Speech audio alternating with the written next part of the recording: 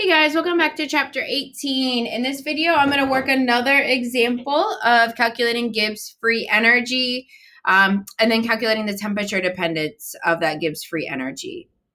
So here's the first step to the problem. So I want you to calculate delta G at 125 degrees Celsius of the following reaction and tell me, is this spontaneous or non-spontaneous? So go ahead and pause the video and work through this.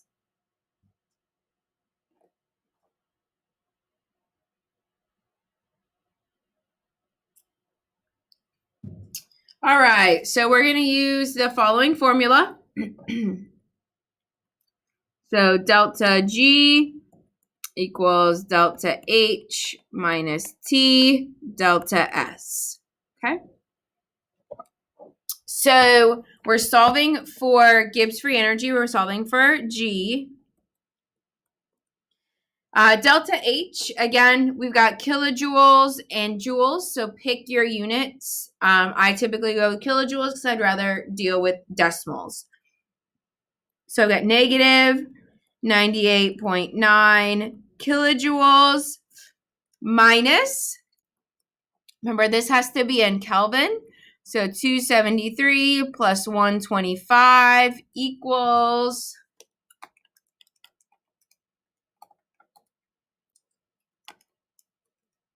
398 Kelvin. So Kelvin's going to go into my formula.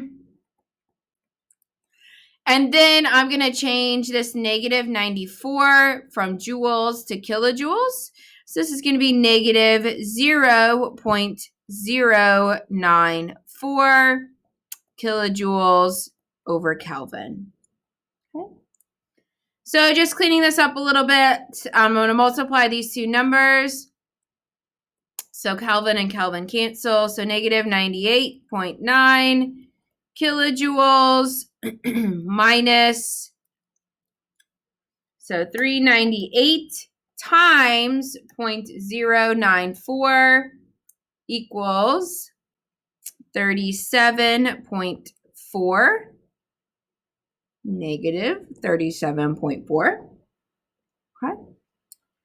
And then just be very mindful of your negatives here as you can continue with the arithmetic. So negative 98.9 minus negative 37.4, and we get a negative 61.5 kilojoules is our value for delta G.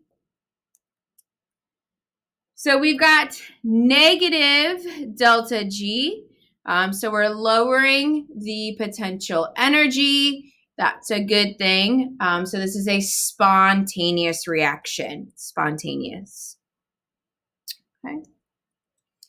Now the next question we want to ask ourselves is determine at what temperature, if any, this becomes a non-spontaneous reaction. So go ahead and pause the video, solve that, and then I will work it with you.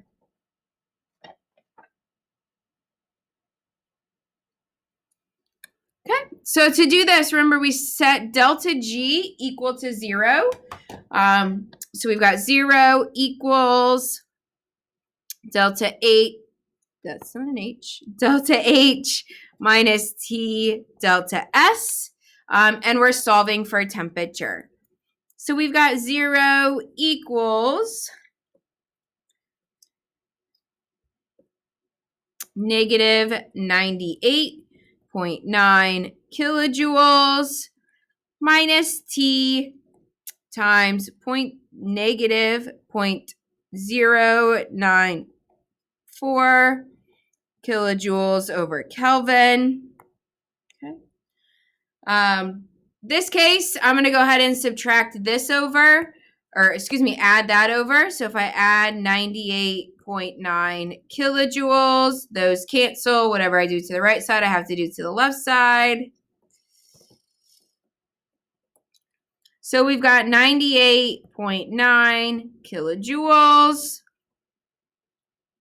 equals negative T times negative 0.094 kilojoules over Kelvin. To get T by itself, I'm going to divide by 0.094 kilojoules over Kelvin. Cancels, negative 0.094 kilojoules over Kelvin.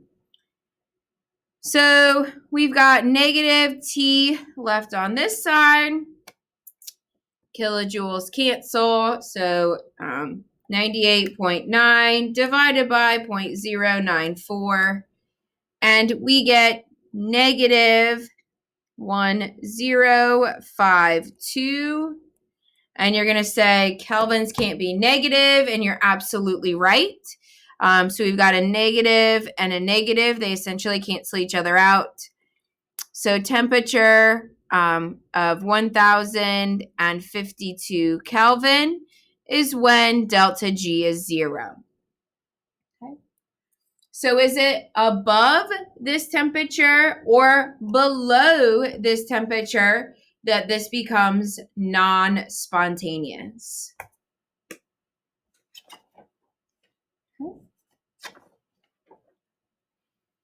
Well, this is a scenario where we've got negative and negative.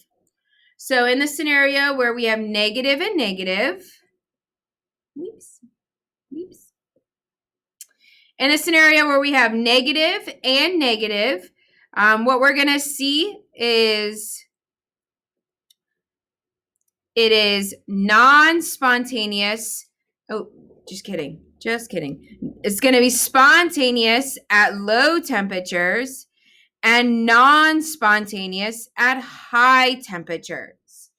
So if we've decided the point at which delta G equals 0, now I can say, well, above that temperature, high, above that temperature, it is non-spontaneous. I hope you guys found this helpful.